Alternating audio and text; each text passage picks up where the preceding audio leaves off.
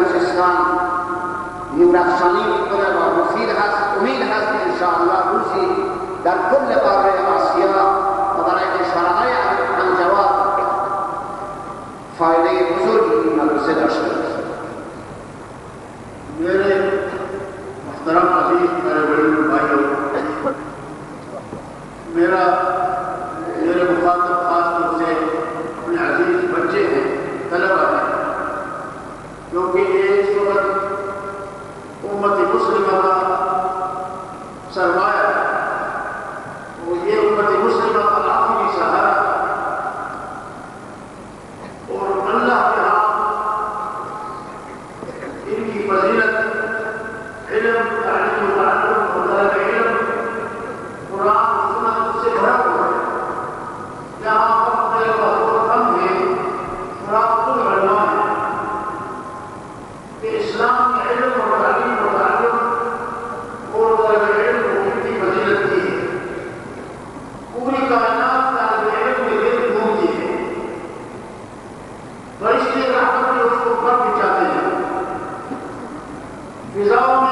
اس کے لیے دعا کرتے ہیں. سمندروں میں مچھلیاں دین کے طالب علم کے لیے اللہ کے ہاں ان کی عافیت اور حفاظت کی دعا کرتے ہیں. یہ پوری کائنات کو باہر کے حیوانات فرشتے اللہ کے یہ طالب علم کے لیے کیوں پڑھنے جاتے ہیں؟ کیونکہ اس کائنات میں اس کو بڑی اہمیت ہے. اتنا بڑا احسان اور انعام اور اکرام اپنے مخلوق میں اللہ تعالیٰ پر کسی پر نہیں ہوتا جو دین کے طالب علم پر ہوتا کہ اس کو اپنے دین کے لیے منتخب کروا لیتا ہے. بفرمایت من به طلاب عزیز و به فرزندانم که در واقع مخاطبین من هستند میگویم که فضیلتی که الله تبارک و تعالی و رسول مکرم اسلام برای طالبان علم بیان کرده حق نیست که من بیان بکنم. شما میدانید فضیلتی که همه دنیا دور تا دور طلاب میگردند. ماهی‌های دریا و پرندگان هوا در فضا برای طالب علم دعای خیر میکنه و طلاب علوم دینی در واقع امید ملت اسلامی و آخرین پناهگاه امت اسلامی هستند. کسی که خدای تبارک و تعالی او را برای نشر دین خودش انتخاب کرده و همه موجودات و کائنات را برای بیان فضیلت او و برای مدح او تعیین کرده، می‌فرماید این جایگاه عظیمی است که خدای تبارک و تعالی به این گروه عنایت کرده. حضور اکرم صلی اللہ علیہ وسلم آخری نبی ہے. یہ امت آخر الامم ہے اور قرآن آخری کتاب ہے. اب انسانیت کی فلاح اور بقا اور نجات اور انسانیت کو راہ راست پر رکھنے کا واحد ذریعہ تعلیمات قرآن اور سنت ہے اور اسی پر اللہ تعالیٰ کی صحیح عبادت بھی موقوف ہے. اب اس کا واحد ذریعہ اس تعلیم و تعلم اور کتاب کی حفاظت کا یہی درس و تدریس اور طالب علم بنتا ہے. اسی لیے اللہ تعالیٰ نے فرمایا انا عرضنا الامانة على السماوات والارض وابين ان يحملنها واشفقن منها وحملها الانسان انه كان ظلوما جهولا. میرے نزدیک میری رائے میں اس وقت وحی اور امانت الہی وہ اٹھانے والا سنبھالنے والا وہ عام انسان نہیں ہے. وہ یہی انسان ہے جو اللہ کے دین کے لیے زندگی وقف کرتا ہے طالب علم ہے. تو یہ امانت الہی کی حفاظت کا آخری ذریعہ اس امت میں نہ امریکہ ہے، نہ روس ہے، نہ یورپ ہے، نہ یہودی ہے، نہ عیسائی ہے، نہ کمیونسٹ ہے، نہ بدہست ہے. وہ امت مسلمہ کا یہی طبقہ ہے جسے طالب علم کہا جاتا ہے. می‌فرماید حضرت رسول اکرم صلی اللہ علیہ وسلم آخرین نبی و دین اسلام آخرین دین و قرآن عظیم الشان آخرین کتاب ہے و سبب ہدایت و فلاح و رستگاری انسانیت و جامعه بشری امانت الهی کے دین باشد و نگهبانان اصلی این دین طبقه طلاب علوم دینی است. امروز حفاظت دین را و امانت الهی را ابرقدرت‌ها آمریکا، اروپا و اسرائیل اجرا نمی‌کنند. یهود و مسیحیت نمی‌کنند. اونهایی که حافظان و حاملان دین الهی و سنت‌های مقرر رسول صلی الله علیه وسلم هستند، همین گروه طلاب علوم دینی کی باشد. میں سمجھتا ہوں کہ علماء اور طلباء یہ وارثین علوم نبوت ہے، وارثین نبی کریم صلی اللہ علیہ وسلم ہے. اس سے بڑھ کر کوئی نعمت نہیں ہو سکتا کہ کوئی قارون کا وارث بنتا ہے، کوئی حامان کا، اور کوئی کارخانہ دار بنتا ہے، کوئی کروڑپتی بنتا ہے، کوئی بش جیسا بنتا ہے، کوئی اسٹیو جیسا بنتا ہے، اور پوری دنیا پر اس کی سلطنت اگر آ جائے. طالب علم کے پاؤں کے ناخن تک وہ نہیں پہنچ سکتا اللہ تعالیٰ کے طالب علم کے ناخن کی جو قدر منزلت ہے وہ دنیا کے سارے بادشاہوں سے زیادہ ہے۔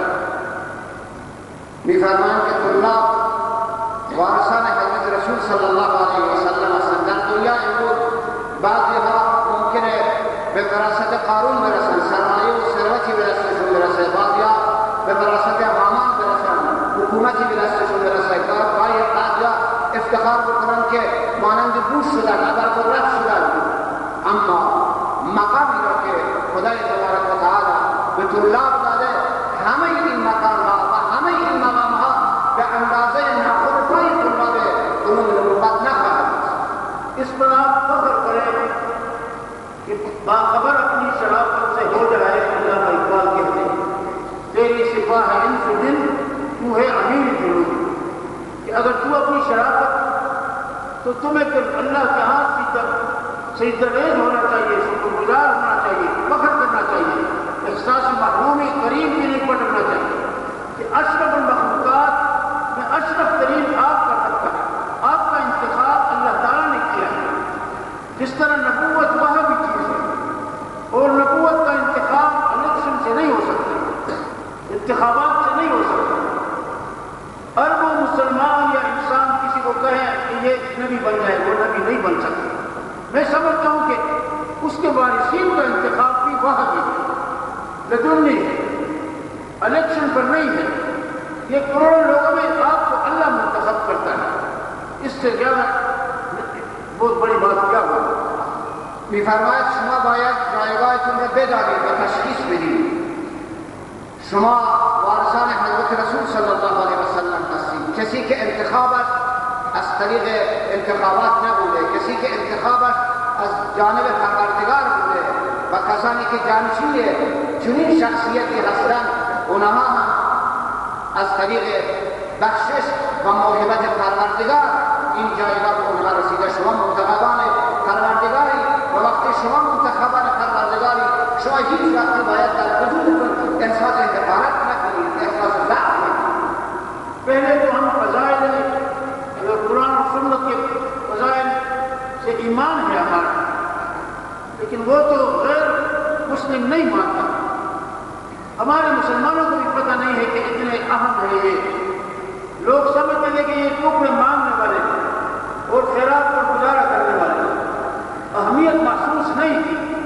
کافروں کو تو بڑی بات ہے، لیکن آپ کی اہمیت کا یہ عالم ہے کہ اس وقت پورا عالم کفر جس طبقے کو اہم ترین سمجھتا ہے ملت مسلمہ میں، وہ آپ کا یہی طبقہ ہے. اور جس چیز کو خطرہ سمجھتا ہے وہ ایٹم بموں سے نہیں ڈر رہا ہے، ہماری فوجوں سے دشمن نہیں ڈر رہا، ہمارے حکمرانوں سے نہیں ڈر رہا، ہمارے سیاستدانوں سے پریشان نہیں ہے.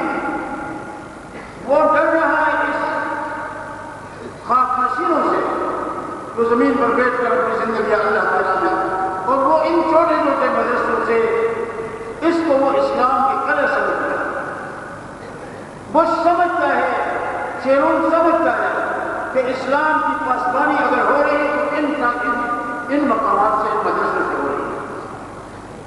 میفرماید که فضائلی که در باب طلاب علوم دینی در قرآن آمده و در سنت آمده، دشمنان اسلام شاید این فضائل را قبول نکنند و دشمنان کجای خود بسا اوقات دوستان هم نمیدانند.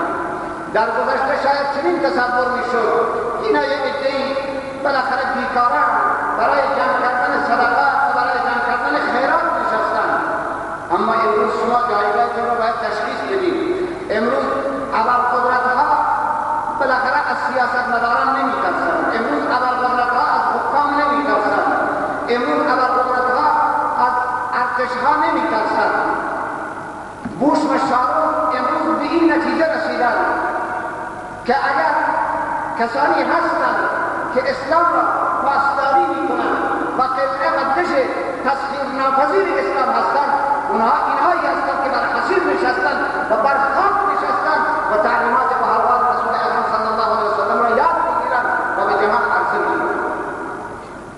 اس وقت پورا عالم اسلام امت مسلمہ ایک سخت امتحان میں ہے اور ہم خود ساری امت میدان جنگ میں ہیں.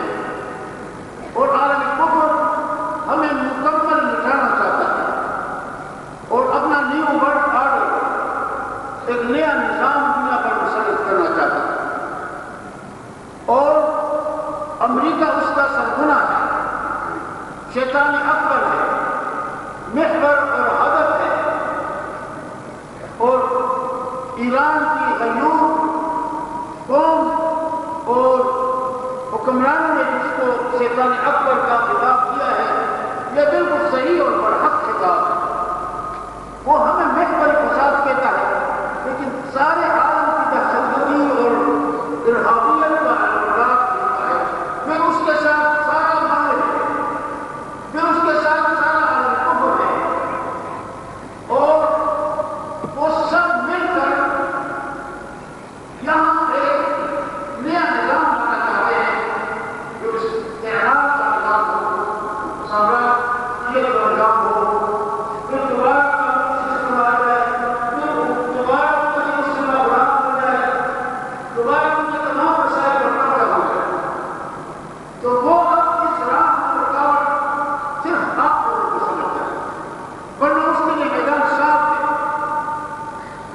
فرمایا کہ امروز امت مسلمہ کا یک مبارزہ قرار دیتے ہیں، ہمیں یہ مواد آبادی در میدان جنگ و در جبهه جنگ قرار داریم۔ امروز استکبار جهانی با اظهار این شعار که میخواهد نظم نوین جهانی برپا بکند بر این مصمم شده که آثار اسلامی را و نشان اسلام را از روی زمین محو کند۔ امروز اگر ملت ایران و اگر حاکمیت ایران آمده و آمریکا را شیطان بزرگ نامیده، به هر بسیار اسم مناسب و اسم با مسمای برای این انتخاب کرده۔ امروز اگر آمریکا در صدد این هست که با شعار نظم نوین و با شعار مبارزه با تروریسم که در حقیقت بزرگترین تروریست و بزرگترین جنایتکار روی زمین آمریکاست، او اگر امروز خوف و هراسی داره و او اگر موانعی را در پیش روی خودش احساس میکنه، فقط و فقط شما طلاب علوم دینی و اونهایی که محکم به دامن محمد رسول الله دست انداختید، شما را مانع احساس میکنه و بس هیچ کسی دیگر را مانع راه خودش احساس نمیکنه۔ اس وقت سب سے بڑا خطرہ امت مسلمہ کو سب سے پہلا یہ ہے کہ عالم کفر مل کر ہمارا اسلامی تشخص ختم کرنے کا فیصلہ کر چکا ہے۔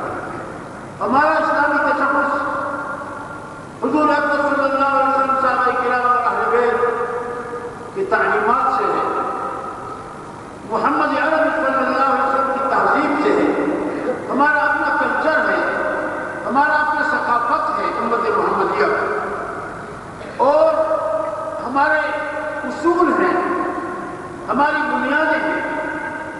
ہمیں فخر ہے کہ ہم بنیاد پرست ہیں۔ ہم اس بنیاد پرستی کے الزام سے ڈرتے نہیں ہیں، اس کو ہم فخر سمجھتے ہیں، کیونکہ اور امتوں کی بنیادیں نہیں ہیں، اور ہماری بنیاد رسول اللہ صلی اللہ علیہ وسلم ہے، اور سند ہے، صحابہ کرام ہیں، اہل بیت ہیں، قرآن و سنت اور اجماع اور قیاس ہے۔ یہ ساری ہماری بنیادیں ہیں، اور ساری امتیں قومیں بے بنیاد ہیں۔ اگر کسی کا نسب معلوم ہے تو اس پر فخر ہوتا ہے کہ یہ حلالی ہے، اور جس کا شجر نسب نہیں ہے، بنیادیں نہیں ہیں، وہ خود حرامی ہے، لیکن وہ ہم حلالیوں پر لٹکانے لگاتے ہیں کہ یہ بنیاد پرست ہے۔ ان کی نہ بنیادیں ہیں، نہ سند ہے، نہ تعلیمات ہے، نہ سلسلے ہیں، نہ ان کا شجر نسب معلوم ہے۔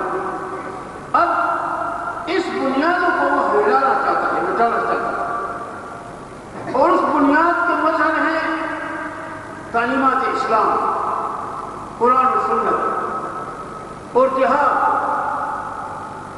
لیکن دشمن یہ فیصلہ کر چکا ہے کہ اس ساری چیزوں کو صفایا کرنا۔ می‌فرماید مبارزه مهم و بزرگی را که امروز ما در پیش داریم آن است که دنیای تصمیم بر آن دارد که هویت اسلامی و ماهیت اسلامی ما را نابود بکند۔ دنیای بر آن شده که فرهنگ ما را از ما بگیرد، در حالی که ما فرهنگ داریم۔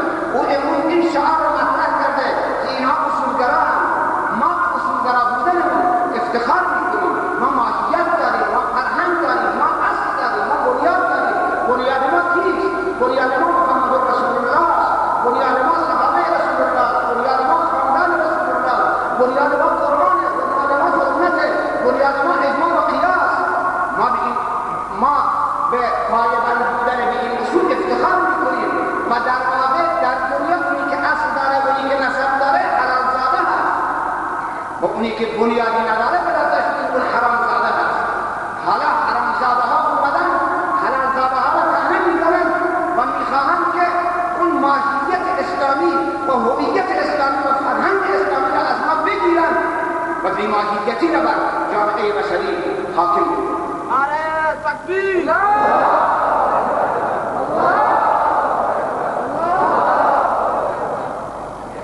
آپ کا ایران خطرات اس کے دروازے پر بھی پہنچ گئے، لیکن اس انقلاب کے بعد ابھی الحمدللہ آپ براہ راست حملے سے محفوظ ہیں.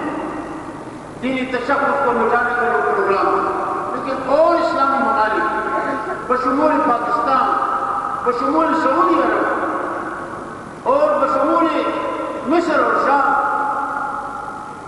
وہاں امریکہ اور ان لوگوں نے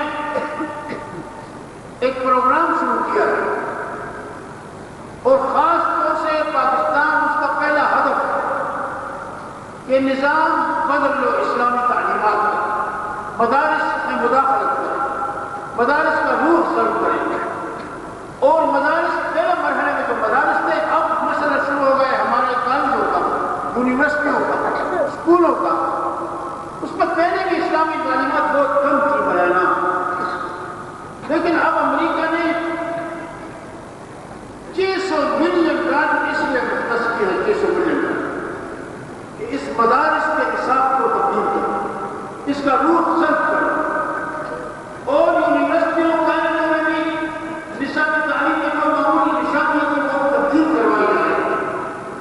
ہمیں مجبور کیا جا رہا ہے کہ آپ کے مدرسے میں جدید تعلیمات سائنس ٹیکنالوجی اور میڈیکل اور انجینئر اور نیب شامل کرو اور اس کا مقصد یہ ہے کہ اصل روح کا تعلیمات کا یہ ختم کر دیا جائے، ہماری ثقافت تبدیل کیا جائے، بے حیائی کو پھیلایا جائے.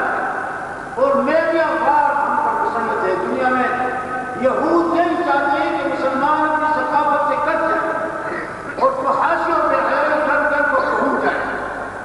ہمارے حکمران سیکولر بننے پر فخر کرتے ہیں اور مصطفیٰ کمال جیسا ملک توحیدی وہ ان کا ایڈیل ہے. اور مصر کئی ممالک اس دور میں شامل ہیں، تو امت پر ایسا خطرہ کبھی نہیں آیا کہ اس کے تشخص کو، ہویت کو خطرہ لاحق ہو گیا. می‌فرمایند گرچه خطرات و تهدیدات بر دروازه‌های ایران هم رسیده، اما با انقلاب اسلامی ملت ایران از حمله مستقیم بیدینی محفوظ مانده. گرچه که کشورهای اسلامی دیگر از جمله پاکستان، عربستان، مصر، سوریه در اینها به شدت استکبار جهانی داره در تلاش و کوشش میکنه که فرهنگ اسلامی را محو کنه، فرهنگ اسلامی را تغییر بده و در قدم اول در پاکستان تصمیمی که استکبار و استثمار گرفته اینه که مدارس دینی را، هویت مدارس دینی را تغییر بده، روح مدارس دینی را تغییر بده. 600 میلیون دلار آمریکا بودجه تعیین کرده برای اینکه بتواند این ماهیت دینی مردم را تغییر بده و به اینجا اکتفا نکرده. همینطور مدارس دولتی، راهنمایی ها، دبیرستان ها، دانشگاه ها از اول تعلیمات عمیق و پایدار دینی در اونها وجود نداشت. یه تعلیمات ترکیب، تعلیمات ابتدایی هم که بود همونها را هم میخواد تغییر بدن با رنگ و لعابهای بسیار درخشان. آن میخوایم آزمایشگاه بزنیم، آن میخوایم علوم پیشرفته تجربی را بیاریم، اما هدف اصلیشون اینه که میخوان هویت اسلامی را بگیرن، بی حیایی را، فحشا و منکرات را در جامعه تحویل بکنن و در واقع ملت اسلامی در هیچ دوری و در هیچ مقطعی از زندگی خودش با چنین چالشی و با چنین مبارزه‌ای روبرو نشده که بخوان ماهیت آنها را نابود کنند. میں اپنی بات سمیٹنے کی ضروری ہے کہ بات طرح تکبیر تک پہنچ جائے۔ دوسرا سب سے بڑا حلقہ اور جس کے ہم اس وقت نشانہ بنا وہ مغرب کا غلط پروپیگنڈا ہے، اور وہ ہمیں ایک غلط شکل میں دنیا کے سامنے پیش کر رہا ہے کہ یہ ارہابیین ہیں، اور تمام دنیا کا میڈیا سارا ایک آواز سے یہ بکواس کر رہا ہے، ٹیررزم ٹیررزم ٹیررزم، ارہابیت، فساد، غنڈہ-گردی، ظلم، قتل و قتال اور لوٹ کسوٹ کو کہتے ہیں ان کے اصطلاح۔ تو وہ مسلمان کو ختم کرنے سے پہلے اتنا زور شور سے بات کرنا چاہتا ہے کہ ان کی ساری قومیں ان کے ساتھ ہیں، ظالم کے ساتھ ہو جائے کہ یہ امت تو بڑی خراب ہے، تو ساری دنیا کہے گی اپنے حکمران کی جنگ کو ختم کرو۔ صلیبی جنگوں میں یہ حرف استعمال نہیں کیا گیا، یہ حرف جدید ہے صلیبیت کا، اور اس کی بنیاد اس شیطنت پر ہے کہ مسلمانوں کو اتنا بدنام کرو کہ ان کی تصویر نہایت مسخ شکل کے سامنے آ جائے، جبکہ اسلام عدل و انصاف کا، سلامتی کا، انسانیت کے تحفظ کا دین ہے۔ اسلام کا معنی سلم ہے، سلامتی، اور ایمان کا معنی امن ہے۔ ایمان اور اسلام کے مفہوم میں ایمان اور سلامتی ہے۔ المسلم من سلمہ المسلمون من سلمہ الناس، ایک حدیث کا ہے کہ پوری بنی نوع انسانیت اس سے محفوظ ہو۔ المؤمن من امنہ الناس۔ اب ایسے حقیقت کو مسخ کرنے کے لیے انہوں نے اس پر ارہابیت کا الزام لگایا، اور پوری عالم کفر ان کے ساتھ کھڑی ہو گئی۔ یہ بڑا خطرہ ہے، اس کا توڑ ضروری ہے، اور اسلام کا رخ بیضا، الدین سمحۃ البیضا، اس کا تحفظ وقت کا تقاضا ہے۔ می‌فرمایند توطئه بسیار خطرناک دیگری که امروز غرب در پیش گرفته، اون به شکل تحریف شده چهره اسلام را و مفهوم اسلام را به شکل تحریف شده و به شکل بسیار خشن میخواد بر دنیا عرضه بکنه، با شعار تروریستی که مفهومش قتل، غارت، ترجمه و بیقانونی این مفهوم را میخواد برایش این شعار را مطرح کرده، برای اینکه بتواند جهانیان را دور خودش متحد کنه.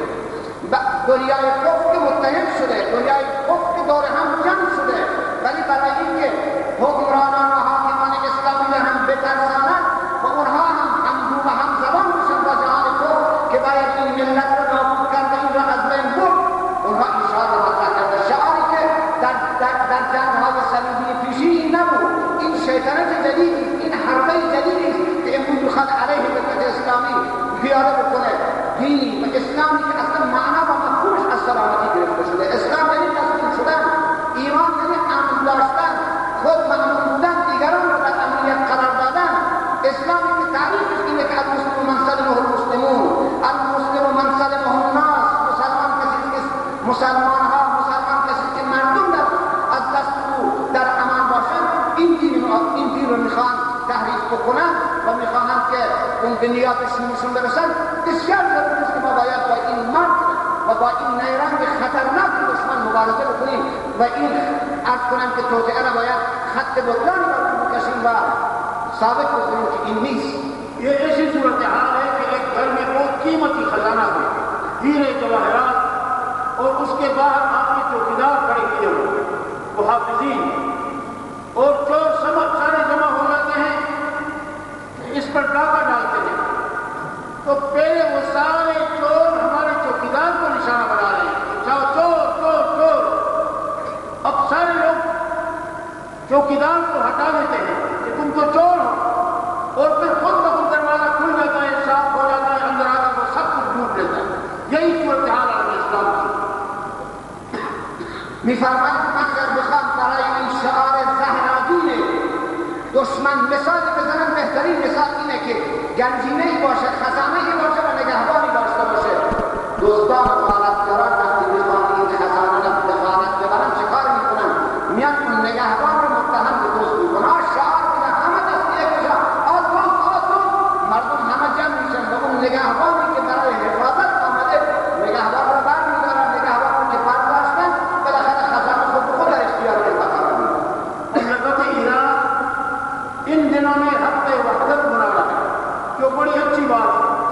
لیکن ہمارا وحدت صرف باتوں پر نہیں آئے گا، ہمیں کافروں کی تکلیف کرنی چاہیے۔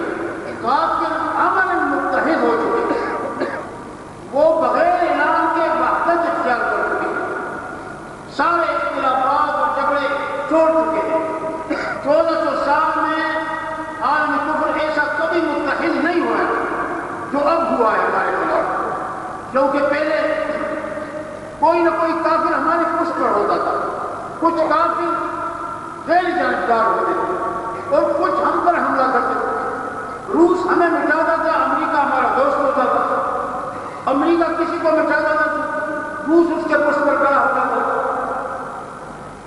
اور صلیبی جنگ میں بھی سارے کافر اکٹھے نہیں تھے ہمارے خلاف، کچھ ہمارا ساتھ دے رہے تھے، لیکن اس وقت پورا عالم کفر، یہودیت، عیسائیت، ہندو، بھارت، اسرائیل، امریکہ اور یورپی ممالک سب ایک تھے، اور مشرقی ممالک بدبخت جن کا تعلق مغرب سے نہیں ہے، فارس اور جاپان اور چین، تھائی لینڈ، یہ سارے ان کے ہاں میں ہاں ملا رہے ہیں کہ باقی مسلمان دہشت گرد ہیں۔ یہ اتنا بڑا وحدت کبھی ظہور میں نہیں آیا تھا۔ اور پھر سب سے بڑی بدقسمتی یہ ہے کہ ہمارے حکمران بھی اکثریت الا ماشاء اللہ وہ اس وحدت میں شامل ہے، اور اس کو کولیشن کہتے ہیں، کولیشن۔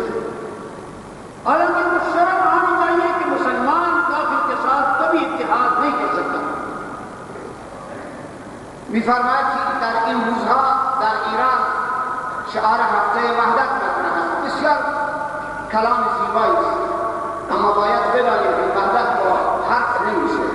ما باید رفتاری انتخاب بکنیم که دنیای کفر را بیقرار بکنیم، همونطوری که اونها بدون این شعار دور هم جمع شدن، همه با هم متحد شدن. امروز یهودیت، مسیحیت و دنیای کفر همه در کنار یکدیگر قرار گرفتن، همه ممالک غربی در کنار یکدیگر قرار گرفتن و متاسفانه کشورهای آسیا و شرقی مانند ژاپن و چین و تایوان اینها هم بالاخره هم زبان با اونها شدن. از همه بدتر این که حکمرانان اسلامی هم با اونها همگو شدن، همزبان شدن و بالاخره یک اتحادیه تشکیل دادن و این شعار را مطرح میکنند که بالاخره باید ماهیت اسلامی را از بین ببرند و لحاظا ما باید شیوه اختیار بکنیم که جهان کفر، این توطئه جهان کفر را و این آسایش جهان کفر، این توطئه را برباد کنیم و آسایش را از اینها کنیم. اس وحدت کا مقابلہ ہم بھی وحدت ہی سے کر سکتے ہیں، اور وحدت کا مطلب یہ ہے کہ ہم اپنے معتقدات اور اختلافات ان سب چیزیں نظر انداز نہیں کر سکتے، نہ اس میں دستبردار ہو سکتے۔ یہ ہمارے اختلافات علمی و فروعی و فقہی تاریخ سے چلے آ رہے ہیں، لیکن اس وقت وحدت یہ ہے کہ ہم ان ساری جگہوں کو نظر انداز کریں، کچھ دیر کے لیے پیچھے ڈال دیں اور پوری امت یکجہتی کے ساتھ بڑے عظیم دشمن کے سامنے ایک ہو جائے اور ثابت کریں کہ کوئی شیعہ ہے یا کوئی سنی ہے، کوئی یہودی ہے، کوئی بریلوی ہے، کوئی مقتدی ہے، کوئی غیر مقتدی ہے، اور قومی ادارہ مملکت کا جو شہری ہے، جس سیاسی پارٹی سے اس کا تعلق ہے، پھر بھی اختلاف ہے، اختلاف ہے، وہ ساری ثابت کریں کہ دشمن کے مقابلے ہم قوت دیوار ہیں، جیسے دیوار ہیں، اور یہ ان کی فضا پیدا کرے، ہماری وجود کو مٹانے کی تحریک شروع ہو۔ ہم ان لوگوں کو اپنے ہاتھوں میں یہ کرتے رہیں گے، ہم یہ نہیں کہتے ہیں کہ اختلاف حکومت کی رحمت ہے، لیکن ہم پورے پاکستان میں اس کوشش میں ہیں کہ مقابلہ وحدت کے ساتھ کیا جائے۔ اگر ہماری حکومت کی وزارت کو بجائے گی، نصاب تبدیل کرے گی، تو شیعہ سنی اور یہودی اور بریلوی کا فرق نہیں ہے۔ امریکہ جب ہمارے اسلامی تعلیمات کو ختم کرنا چاہتا ہے تو اس کے نظام میں یہ سب اسلامی تعلیمات جس وقت الفکر سے اس کا تعلق ہے، تو یہی میرا پیغام ہے، امت کا روزگار وقت ہے، اس کو ایک ہونا چاہیے، جسد واحد، جب وحدت کو ہم توڑ سکیں گے انشاءاللہ، ورنہ ہماری اور کوئی بات برابر نہیں ہوگی۔ می‌فرماید این وحدتی که جهان کفر در بین خودش به وجود آورده، گفت احتمالات قبلی خودش فرمود که وحدتی که امروز در جهان کفر به وجود آمده هرگز نبود. در گذشته بالاخره ابرقدرت‌ها و قطب‌های قدرت زیاد بودند. اگر آمریکا با کسی مخالفت میکرد روسیه در مقابلش میایستاد، اگر روسیه با کسی مخالفت و با مملکتی مخالفت میکرد آمریکا در مقابلش میایستاد. اما امروز همه دنیای کفر متحد شده. حالا ما باید با این اتحاد کفار چگونه مبارزه بکنیم؟ تنها راه اینه که ما هم متحد بشیم. وقتی ما مسئله اتحاد را و وحدت را مطرح میکنیم هرگز به معنای این نیست که یک گروه یک فرقه اعتقادات خودش را دستبردار بشه، از اعتقاداتش کنارگیری بکنه. نه خیر، اعتقاد این اختلافات ما اختلافات فروعی است، اختلافات فقهی. این اختلافات فروعی و فقهی اگر باشد اشکال نداره. اختلاف امت و اختلاف سلیقه باعث رشد و شکوفایی بوده، باعث رحمت برای امت بوده.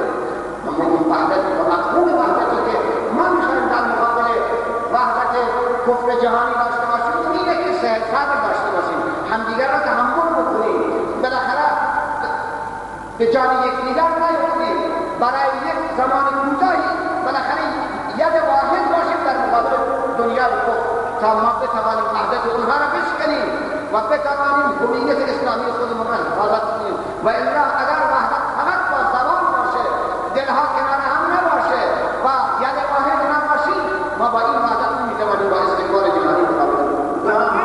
علماء کرام دیکھیں، مدرسے دیکھیں، اتنا جمع تبلیغ ہمارا ایمان تازہ ہوا ہے. انشاءاللہ یہاں اس طرح یکجہتی کے جو فضا میں نے دیکھی ہے محبت کی، یہ ہمارا ایک نمونہ ہے. تو آپ فرمائیں کہ پاکستان میں بھی اسی طرح باہمی یکجہتی اور یگانت کے ساتھ یہ جو خبریں آپ سنتے ہیں کبھی کبھی وہ دشمن کی سازش ہے. وہاں بھی الحمدللہ یکجہتی مسلمانوں میں قائم ہے. دشمن شیطان آ کر تقریب کاری کرتا ہے، کبھی سنیوں کو مارتا ہے، کبھی شیعوں کو. اس ملک کو الحمدللہ ہمارا ذہن کہتا ہے کہ آپ کا مستقبل محفوظ ہے. آپ کے ساتھ ایسے مولا پر حمید اور جیسے سید علماء یہ انعام ربانی ہے. اللہ اس تمام اداروں کو قائم و دائم رکھے، اور حفاظت میں رکھے، اور عالم اسلام کو عالم کفر کے شر سے محفوظ رکھے. وآخر دعوانا الحمدللہ رب العالمین. فرمودند که ما در این فضا علما را دیدیم، طلاب را دیدیم، این محبت و صفا و صمیمیت را دیدیم، این یکجهتی را بین عامه ملت ایران دیدیم، بسیار خوشحال شدیم. و الحمدلله در کشور ما هم چنین وحدتی هست، مسلمانان با هم متحدند. گرچه استکبار گاهی دیگر شیطنت میکنه، گاهی سنی را میکشد، سنی را ضرر میرساند، گاهی شیعی را ضرر میرساند، اما در